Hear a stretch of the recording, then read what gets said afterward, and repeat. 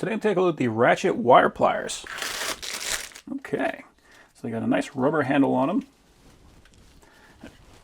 Appears that those are on there well, so I don't have to worry about those things slipping off. It does have this little locking mechanism, so we just kind of squeeze it together a little bit to disengage those teeth, and then we can pop it down. So with it like that, it works just like any old ordinary pliers. We got that jaw on the top. We got some very coarse teeth on there, so it looks like kind of a nut grabber right here, or for different sizes of wire. We got our cutting blade right there, and that is just on one side, but that is actually kind of interesting. So it engages our teeth right there, even at the wire cutting spot. So if we wanted to grab some sort of object, and we wanted to make sure that it wasn't going to fall all the way through, that would be a way of doing that. I've never seen that on pliers before. So we got our large nut, medium nut, and then our smaller sizes right there on the end. Got some fairly sharp feeling teeth, and it looks like we have a crimper right there. So if we need to crimp on our ends, we can do that. We can see our hinge appears to be fairly tight and well made, which is good, and that appears to be bonded on the other side. So then we got the locking mechanism on the other side. So we just press that guy in, and then as we pull it in, it's not really a ratcheting, and that is going to have a duplicating effect, just a locking tooth style. So if you want to, we can grab onto something like yay,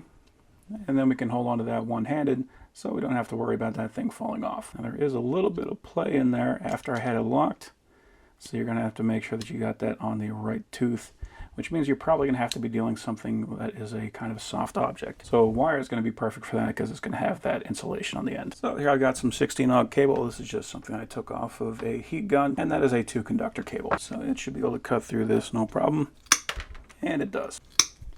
So a nice sharp blade that does cut through that without issue. See, we also got our hammer end on there, so this looks like basically Lyman pliers that do not have any teeth there on the outside. I prefer it flat like this anyway.